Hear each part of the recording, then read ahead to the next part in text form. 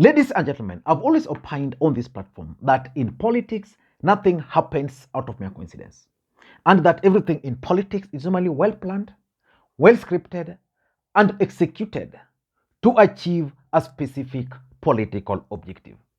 Nothing happens in politics just for the sake of it. William Samoei Arap Ruto, the 5th president of the Republic of Kenya, was in Mombasa County today. And the president was accompanied by the governor, Abdul Swamad Nasir of ODM party. Also present, notably, was Mishimboko, the Likoni member of parliament. And the president used that particular event to launch an attack on Raila Amolo Odinga. Rigathi Gachagua also used the same platform to attack Raila Amolo Odinga. And I remember also watching that event, and Mohamed Jopevu, when he was also speaking, attacked Raila Amolo Odinga. And you could tell from the body language of Mishimboko that she was really not comfortable.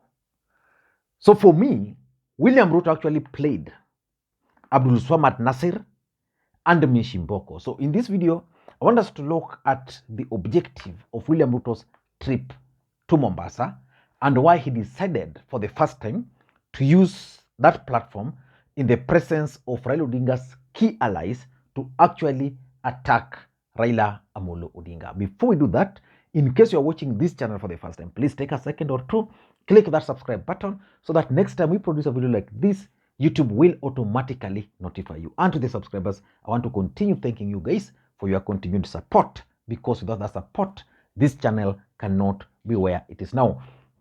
Let us get back to the main issue. And by the way, I want to ask you guys to check the link to Smart Data Analytics there.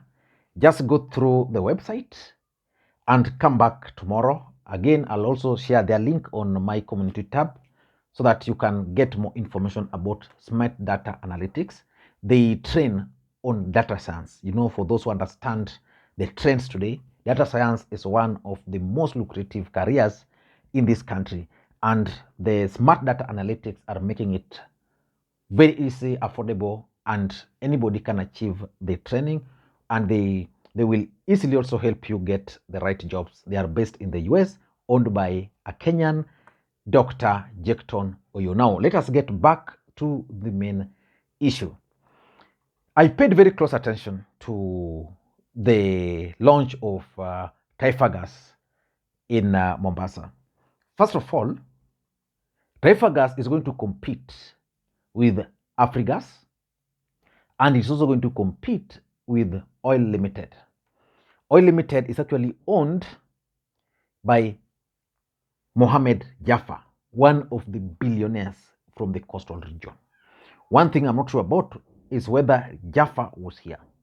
Jaffa used to be a close associate of Raila Amolo Odinga, and I think in 2017 they fell out. I don't know whether they made it up in 2022. So when William Ruto announced that he was going to launch this particular project, most people, including myself, thought that, and indeed it's true, that William Ruto is now going for the dynasties, because there's a strong feeling that what Ruto wants to do, you know, Raila Odinga has a company which controls the gas cylinders.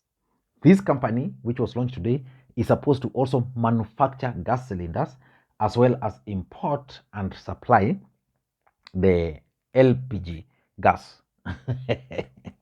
So it's intended to actually help William Ruto's mission of bringing down Raila Odinga's financial might.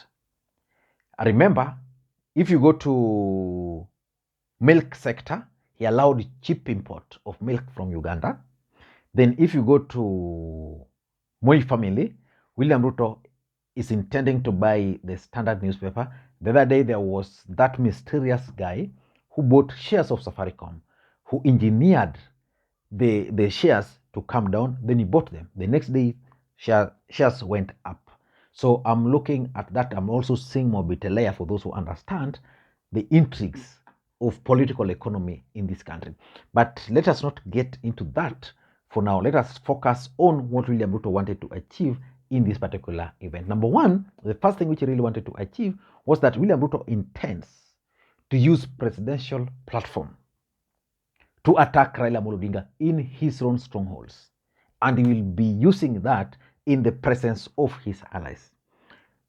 The governor for Mombasa, Abdul Samad Nasir, a very good man, a gentleman, accepted to work with William Ruto. When Raila Odinga was in Mombasa last, he was with Raila Odinga all his time. So he accepted to attend this event. Of course, he was present. Mishimboko was also present because the president was going to her constituency. But what shocked them, and you could tell from their faces, is that Ruto used that same platform to attack Raila Odinga, calling even Raila Odinga ule mganga atuwasaidia na nini. You know, Rigathi Gachagua was like bragging how they used their power and influence to kick Raila Odinga out of the African Union job. So moving forward, I intend to see, we will be seeing a lot of William Ruto going to Raila Odinga's strongholds with his allies. Then because he has the right of being the last person to speak, he will always use the same platform to attack Raila Odinga. And these guys could do nothing. I remember Mishimboko seeing her facial expression when Mohamed Jijopevu was speaking. And I was like, okay. So that's William Ruto's strategy. And by the way, it's likely to work for him. Number two, William Ruto is laying an elaborate strategy to thwart Raila Odinga's anti-government rallies. Let's face it, William Ruto, Rigathi Gachagua, and the entire Kenya Kwanza brigades have maintained that Raila Odinga and the group can go ahead, make noise, and every evening they'll go back. That's what they are telling people on the face value. But deep down their hearts, Raila Odinga's anti-government rallies is actually denting their image. It's something they will not want to move on. In fact, the moment Raila Odinga, the 14 days will lapse, you will see William Ruto and Kenya Kwanza trying to do everything possible to stop those anti-rallies. Those mass action. But William Ruto is developing a strategy of thwarting these rallies. How?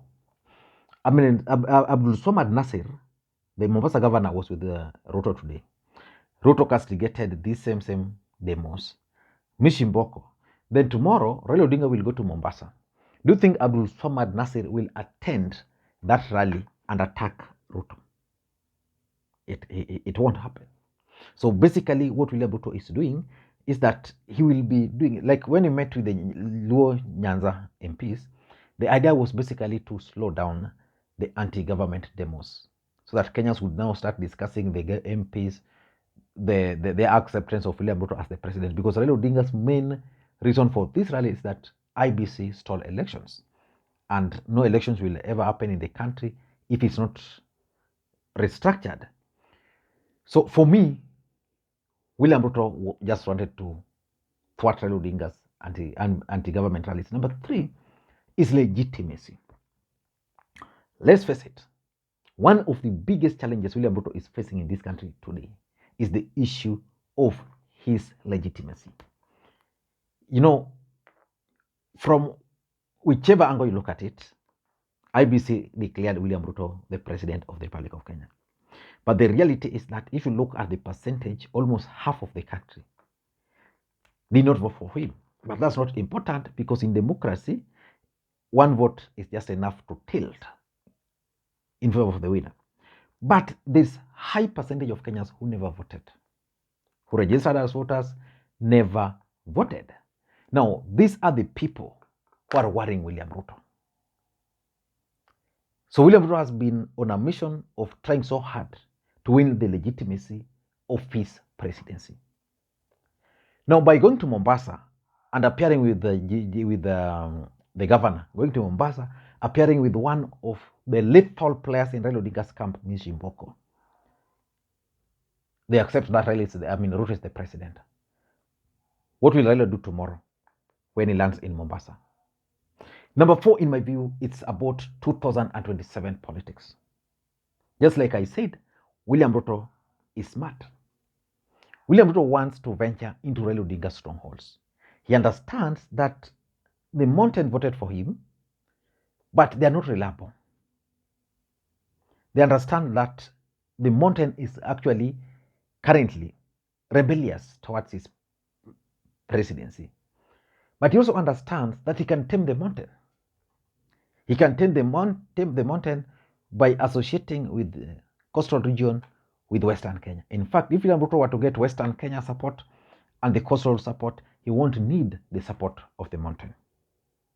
So for me, William Ruto is coming up with a strategy on how he can easily use his influence and power and the presidency to go into Raila Odinga's strongholds in the name of development, attack Raila Odinga, because if, for example, let's take Likoni. What percentage voted for Raila Odinga? Almost 60% or 70% voted for Raila Odinga. So it means at any given time, if there's an event in Likoni, 70% of those present actually support Raila Odinga. Those are the realities. Then you get them and you attack Raila Odinga, you sell your agenda there.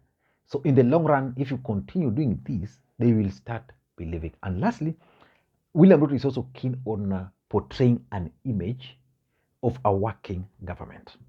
That as Raila Odinga is organizing those rallies, he can go ahead and organize the rallies. But for me, as the President of the Republic of Kenya, I will continue working. So he was in Dongo Kundu, launching that multi-million project. Yesterday, where was the President? One thing I don't understand, maybe you could answer me, is the role of Rigathi Gachagua. What role is Rigathi Gachagua playing in this country? Because Rigathi Gachagua is always present where Ruto is. If Ruto is in Mombasa, he's in Mombasa. If Ruto is in Eldoret, he's in Eldoret. If Ruto, you can't really understand. But the fact of the matter is that William Ruto wants to create an image of a working government. That for them, they are already on the move. I don't know what you think. That's my take. Thank you guys, and may you have a good day. Bye-bye.